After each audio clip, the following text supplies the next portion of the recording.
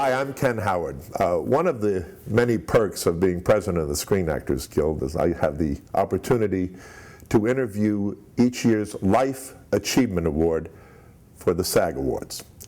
Last year was Betty White, who's a dear friend, and that was great fun. This year, it's Ernest Borgnine.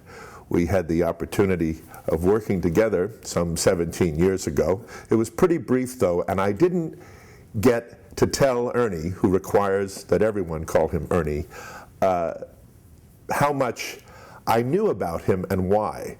So I'm going to begin this interview with some information for Ernie and then a series of questions. Ernie, my family moved to Manhasset, Long Island, when I was 10 years old in 1954. And as it happened, right behind us where we moved were Delbert and Ann Mann. Oh my goodness. And Ann Mann and my mother became very, very good friends. And so as a little kid, I heard the whole progress of Marty and how thrilled he was that it worked out that it was you, and the trip to Lonesome Pine, you know, to talk with you, with Patty Chayefsky, yeah. And how he talked then later about how there was real serendipity, how it all came together. I remember him even talking about how it was better because the budget was limited, that it made it more creative and more wonderful. And then them going out to the Oscars and you winning the Oscar, and from then on, so I really had this sense of knowing you right from the beginning in these stories, and then following your career very, very carefully. I never got to tell you that, but they were so fond of you, and Delbert Mann couldn't say enough about what a wonderful contribution, what a great guy you were. He was a sweetheart. He really was, and not only that, but I pray for the man every night. He was such a wonderful man. Working with Delbert Mann on live television was having another lesson in acting. Right. It was just beautiful. I know he was a graduate of North Carolina, up in North Carolina, and every time I worked with him, it was just another lesson in acting. And of course, Marty, boom, it happened, and that was it. It all came about, believe it or not. May I go on? Please. It all came about when Rod Steiger was doing Judd in Oklahoma, a part that I wanted badly, and he got it instead. And so Delbert came down where we were shooting a picture called Vera Cruz. Bob Aldrich was directing, and he came down to get some, you know, some advice on how to shoot outdoors and everything else. And he had this script of Marty under his arm, and Bob Aldrich said, "Can I read the script?" He said, "Sure." So a couple of weeks later at a party, they weren't able to get Rod Steiger. So they said, "Who in your estimation could play the part?" He said, "You know, I know of only one fella, God bless him." He said, "Ernie Borgnine." Ernie Borgnine? He's a killer. What are you kidding? He's a killer. He kills people, pitchforks and everything else. No, Ernie Borgnine is an actor. And so they took a chance. And little did we know that actually the picture was to be made as a tax loss. They wanted to only make half the picture and shelve it and, you know, call it quits. And the tax man said, no, no, no, no. There's a pass the rule. I said, you've got to show, you know, make the whole picture and then you can. Well, okay, so they finished the picture with, you know, for practically nothing. I made $5,000 in the picture, quite little realizing I would have done it for nothing anyway, you know? Right, right. My first starring role. And the rest is history. That's a great story. I know you had a stage background. We'll just jump around some things. Tell me a little bit about the Barter Theater, that because I know you were working on stage and off stage and a real apprenticeship. The Barter Theater was very instrumental in helping me. I helped myself. But I learned how to drive a truck. I learned how to wash flats, you know, the scenery. I learned everything you could possibly learn about backstage, doing lighting, doing everything, even sewing costumes. And one day they said, didn't you want to be an actor? I said, yes. I said, good, we got a part for you. I said, boy, where's this? Oh, boy, where's the script? No, you don't have to worry about a script. All you do is work walk from stage left to stage right, and just don't say a word. You know, you're a union leader. Oh, okay. So I walked across the stage when my time came. I had a big cigar and a derby hat, you know. And there happened to be a woman, a critic in the audience. She said, the only one I believed was the man who walked across the street as a union leader. That's what we call stage presence. From then on, you know, it's open sesame, and I started working on the stage. And by the time I finished, I was doing 14 shows a year down there, and it was wonderful. It was a great experience, and it really helped me when I went to work on Broadway with Helen Hayes and Joey Brown and all the rest of them, you know. But it was it's something that I recommend for every actor in the world to go through summer stock and really learn the hard way, the way I did. To really become an actor, you've got to pay attention. You've got to. I learned more from watching people than I did out of books. And I'd say to myself, I like what he's doing, but I don't care what he's doing, you know. And the first thing you know, I got up there and they said, what do you do? Let's do this, let's try that. And it worked.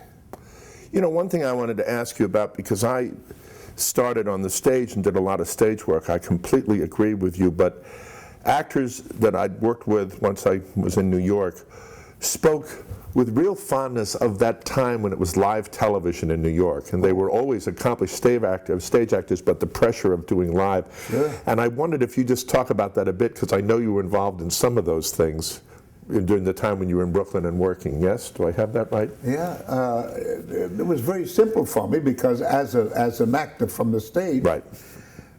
Well, you know, you walked in and you forgot a camera was there, but there was one thing that happened, well, mostly in motion pictures, but the one thing that happened in live television was that you knew what was coming. You knew what the score was when the director said, try this, try that, and do this, do that, and come in from stage left or stage right. And so you were cognizant of the fact that, hey, this was part of the stage. And forget the cameras. Let the camera do their own job, you know? And the first thing you know, it was the simplest thing in the world. But the idea is you have that knowing, the feeling of having been an actor on the stage. It's very easy doing live television. Yes. You know, that was it. Exactly. I was always curious about it because it was just a piece. It was no longer there when I was there. One of the things I thought was, I'm thrilled to be able to ask you about. I thought in your long and wonderful career, one of the things that struck me were the number of just great actors that you worked with.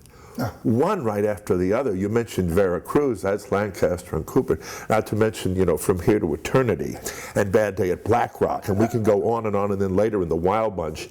And I just wanted to mention some of the names of that work, because you were there in so many of these Dirty Dozen, a lot of stuff, extraordinary people, as you say, to watch, to work with, to learn from, who I'm sure would say the same of you. And just off the top of your head, for instance, when I had to go down one day to read for Patty Chayefsky and Delbert Mann, they wanted me to read for them. And Spencer Tracy saw me going off, and he said, hey, wait a minute. He said, I'm the star here. Well, where are you going? I said, well, sir, I have to go down and read. Read? You don't read anymore. He says, you're a star. I said, out of your mouth to God's ears. And he wanted to know what I was going to read. And I told him, I said, a thing called Marty and everything else. He wanted to know about it. And he said, don't worry about it. Piece of cake. You'll do it. You'll do it fine. Don't worry about it. Yes, sir. Next morning I came, I had a great big grin on my face. Of course, the other story is in itself, but I had a great big grin on my face. And he said, got it, huh? I said, yes, sir. Oh, that's Next year, I beat him out for an Academy Award. that's great for that movie. That's right. That was terrible. I wondered your take on something else. I had the occasion to have a very nice conversation with Robert Ryan, and then another one. The first one when he came back to do Long Day's Journey, and later when he did Front Page in New York. I liked him very much.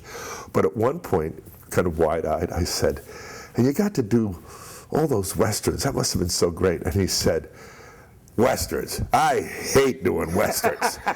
He said, you're on the horse and it's hot and you're sweating and dirty. You don't get to say a damn thing and you go back to some crummy motel. He actually was being funny about it. But I thought of you because you were in so many yourself. You know, I don't know if he was teasing me or what. I love Westerns. I really do. I wish to goodness that some producer would come out now and start Westerns again, because believe me, the kids are missing out on a heck of a good deal. I know they have a station that puts out nothing but Wild West and all that sort of stuff, you know, Western pictures. But believe me, to see today's people on a horse makes all the difference in the world. Yeah. You get to see how manly a man can be on a horse. And believe me, it's not the easiest thing in the world. But it's fun, it really is, and I've had more fun doing Westerns than anything else, and it was just amazing, because I guess when I was a kid, we used to go, you know, for the nickel and a piece of a piece of paper that big, and it let you in for a nickel, you know, and you'd go in and you'd have a penny's worth of candy, right. And you'd go in and watch these Westerns. And you're just enticed, you know, Buck Jones and all of them, Gene Autry, all of them were just marvelous. And to think that I later was doing the same thing, this was amazing. And I still get a big charge out of Westerns, and I think they're missing out on a bet by not doing them anymore, really. I agree. It's a great form. Now, you grew up as a kid. You were in Connecticut, right? Weren't you? Yeah. In New Haven area. And tell us a little bit about your mother and her encouragement and the funny way she did it. I like hearing you talk about it, though. As a child, you know, we'd go to see these motion pictures and everything else, and I'd come out and play it for 2 or 3 days. You know what I mean? Right. Especially Westerns, cowboys, and all that. And she'd watch me, you know. And she had been born into the purple. My mother was a countess, and of course they frowned very much on anybody of royalty going onto the stage. So she couldn't do what she really wanted to do, and I think she took it out on me. Because one day she said, when I came back from World War II, and she had watched me all my life at that time, and she said, I didn't want to go to work in a factory, and I said, I think I'll go back into the service. She said, have you ever thought of becoming an actor? She says, you always like to make a damn fool of yourself in front of people. Why don't you give it a try? And I looked up and I saw this golden light, and I said, Mom, that's what I'm going to be. I had no idea what an actor was, what he did, how he did it, and everything else. But I wanted to be an actor, and the rest is history. Well, we're all the better for it. Bless your mother for encouraging I bless her you. too, believe me. Before, I want to go back to a few SAG-oriented things, because you served on the board, and I know you spoke out for SAG. But I wanted to jump to the whole Mchales Navy when it came about, because, as you've said, by now you're a really established movie star, everybody knows you, but then there's this world of television that goes even further in terms of being known. But just tell me how that happened, because that's great. Ego. It all started with ego, believe it or not. My agent called me and he said, Ernie, we've got a thing here called Mchales Navy. Yeah? He said, I know you love the water, and we got a PT boat and everything else, and we go out in the water and everything else and do this thing. And he explained it all to me, and I said, well, I tell you, it sounds interesting, but I'm a motion picture actor now, you know, and I can't do it. Oh, well, listen, if you change your mind, let me know, will you? Because we'd like to get this thing settled and really get started. I said, yes, sir. Okay. The next morning, as the good Lord would have it, came a knock at the door, some kid selling chocolate bars. And he said to me, after I just said, okay, I'll buy them, he said, mister, he said, you look awfully familiar. What's your name? And I said, my name is James Ernest.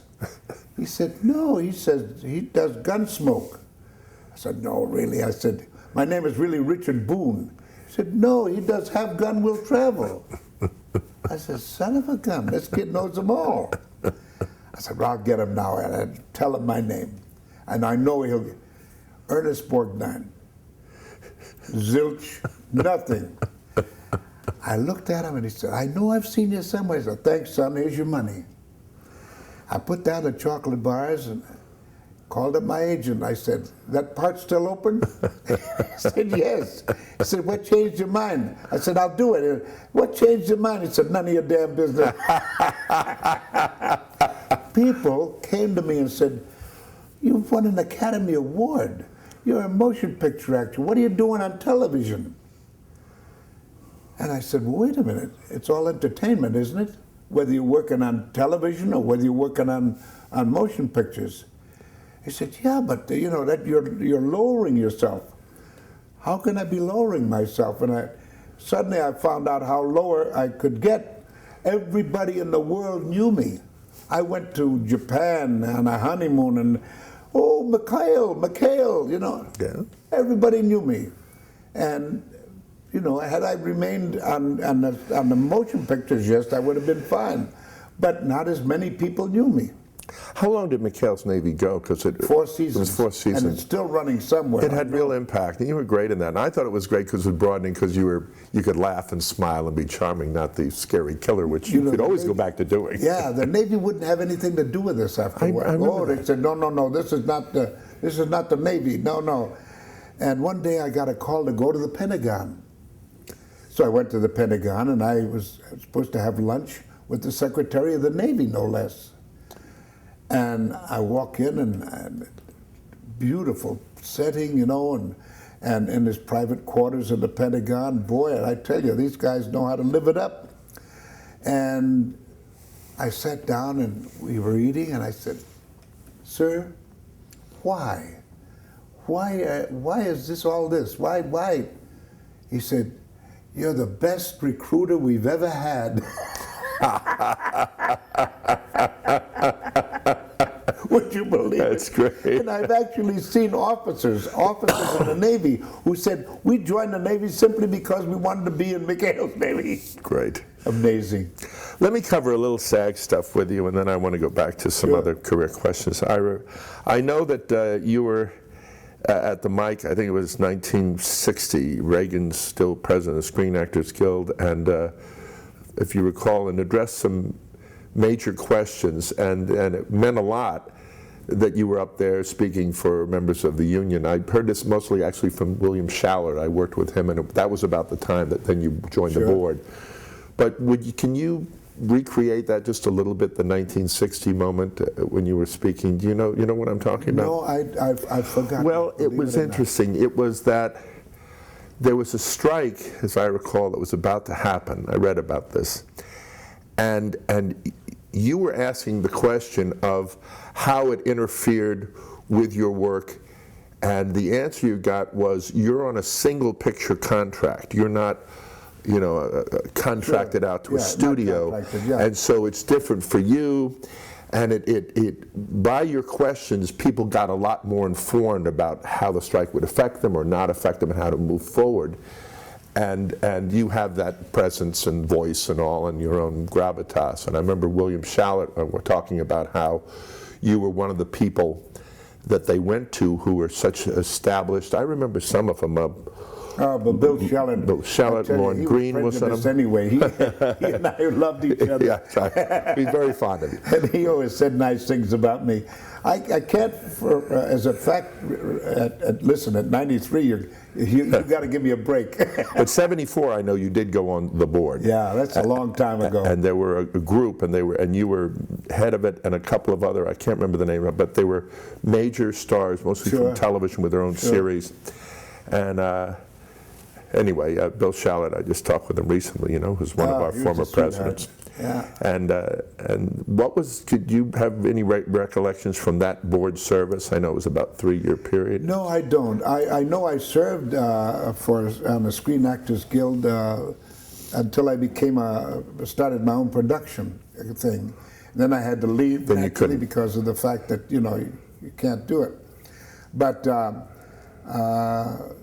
it was a wonderful experience, and I used to vote along with the rest of them and everything else. And there were some things that I was a little hesitant about. And this was at the time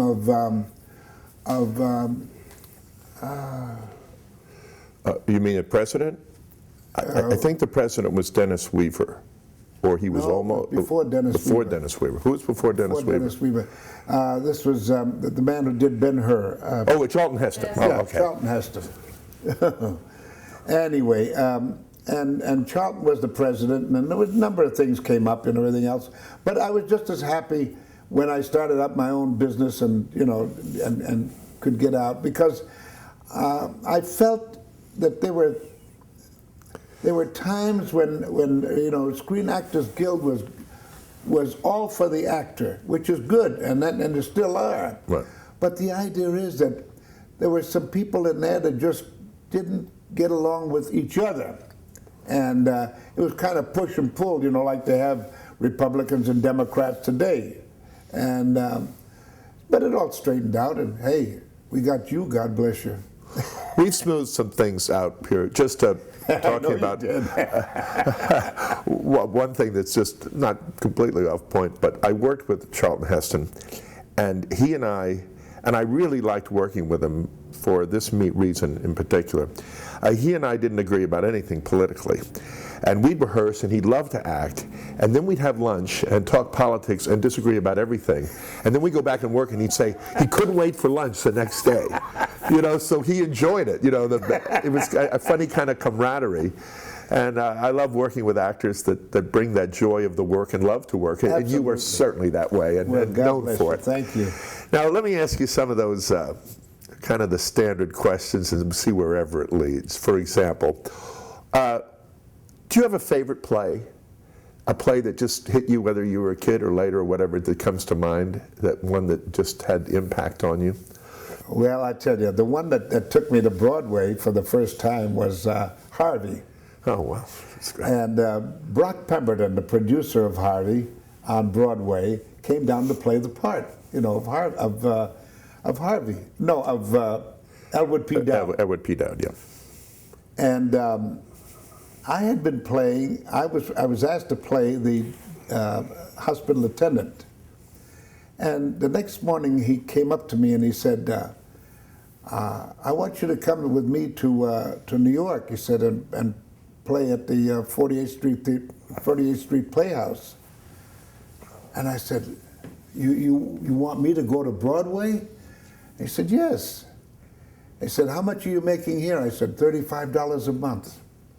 He said, well, I'll give you $150. How's that? A week. And I said, well, gee, that's very, very nice of you, but I'm going to have to think about it. So we gave a performance again that next night, and he came up and he said, well, I said, no, I can't do it, sir. What do you mean you can't do it? I'm asking you to go to Broadway. And I said, I'm sorry. What's your reason? I said, I'm not ready yet. He said, you're not ready yet? I said, you're doing fine. I said, no, I feel I'm not ready yet, sir. So, he said, when I give you a call, will you come again? I said, I'll certainly try. The next year, I did 14 straight shows for Barter Theater. And I got a call to go to Broadway to do Harvey. And I walked in, and there was Joey Brown was starring. And I never met Joey Brown until he was actually on the stage. I had to do the whole thing with a stage manager first, running through lines and this and that. He said, "You're okay, go ahead." So, bam, there I was, and on Broadway, and I went through the whole play, and everything was fine, and I made it, and I said to myself, "God, love it, I did it, I actually did it." I'm walking down the street, you know, going for food because we had a matinee that day, and I sat down in a restaurant, and some woman came by who had seen the show. She said, "Oh, there's that jerk that was talking between laughs." My bubble went.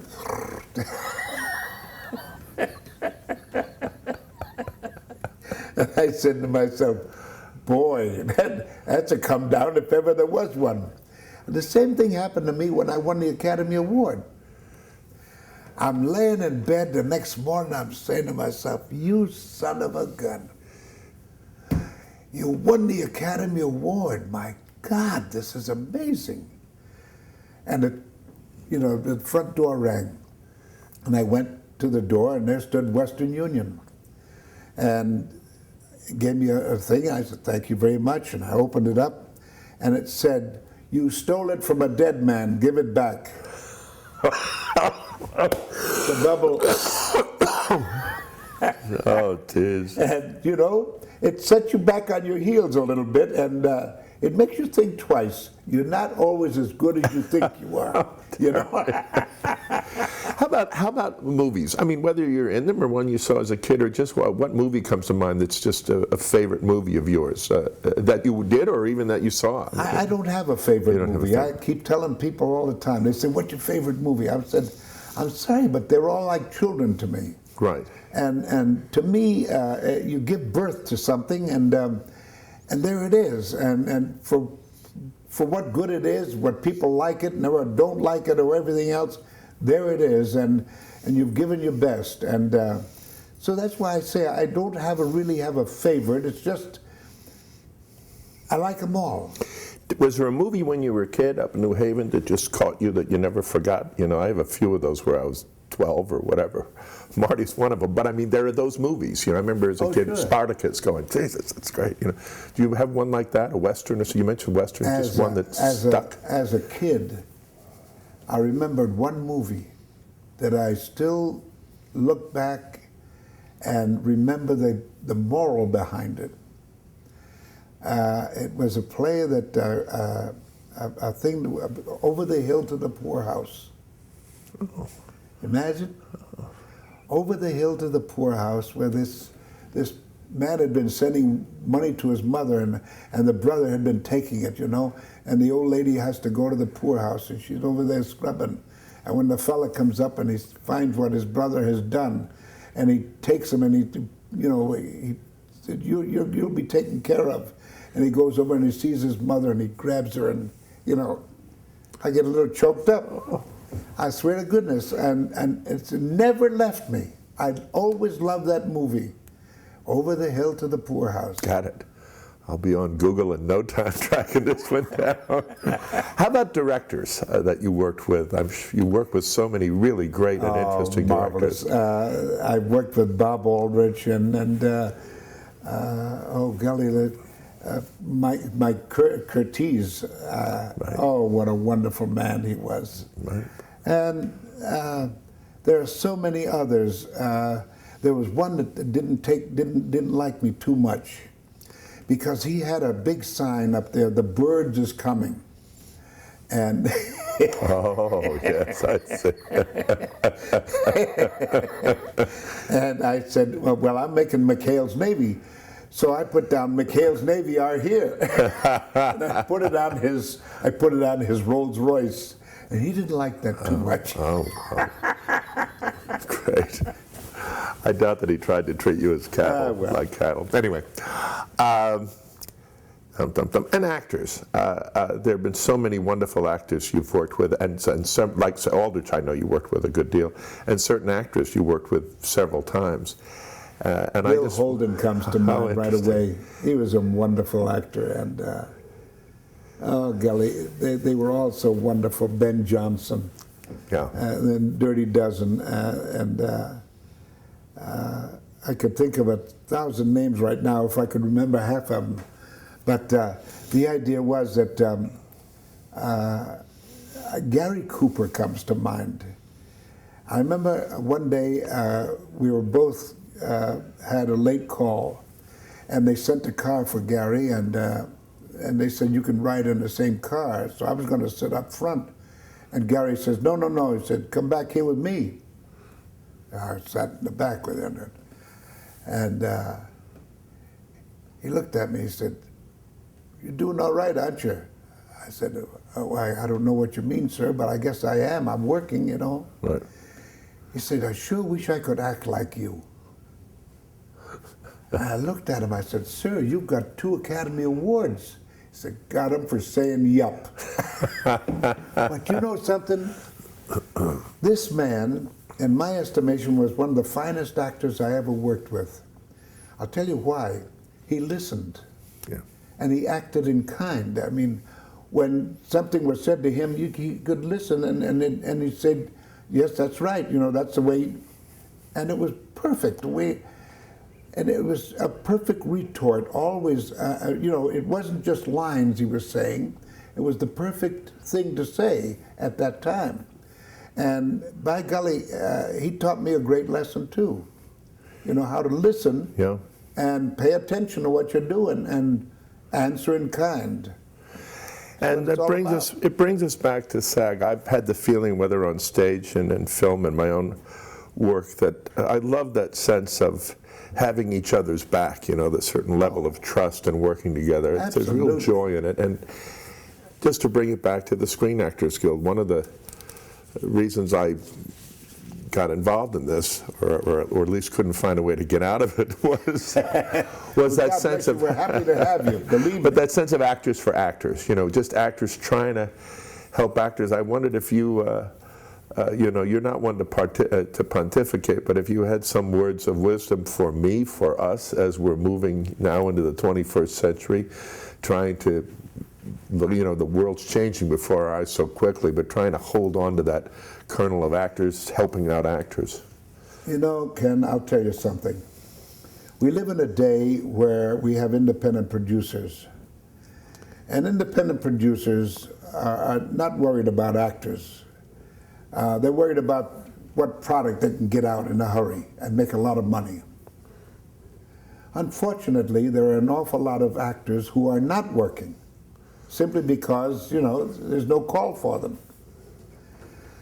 But I think if we started out with producers being a little bit more intelligent about the kind of pictures that they're making, and using the kind of actors that should be working as actors, not just a day here and a day there and go on forever. I'm an actor, you know. Oh, it's not that.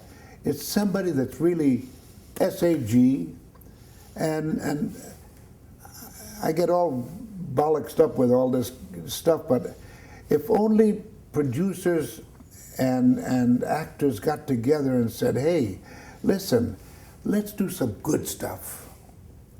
It's going to take an extra penny, but by golly, let's do it, and we can bring good motion pictures back to the people. This is what counts. Not only motion pictures, but television as well. The things that you're doing now on television, you're here today and gone tomorrow, period. And it's just, there's no lasting thing that you could possibly say that I want to see it again. You don't walk away from a motion picture today saying, "Boy, wasn't that a good one. I want to go see it again. This is marvelous." The last picture I ever saw was Red, that I wanted to see again. And fortunately, I happened to be in it. Right. But the idea is that it was such a good picture. And along came a picture that I shan't mention that was made for $1.50, And people are going to see it because it was crazy. It was one of those things that kids love. And it made more money than Red. It doesn't make sense. And I wish to goodness that people would come to their senses, and it's not all money. It's what you can put out there that costs a little bit to bring a little bit of something back to the people, back to reality, back to make them sit back and enjoy the picture instead of, oh yeah, well, it's one of those and forget about it. It's no good. Well said, Ernie. You've been a member of the Screen Actors Guild and a vibrant one and a famous one for 60 years now. And we are so honored to be able to bestow the Life Achievement Award on you for the Screen Actors Guild this coming January. And it's been a pleasure and a great honor for me to be able to sit here and shoot the breeze with you for a while. Thank you so much. It's a pleasure, my pleasure. Believe me. Thanks. Thank you.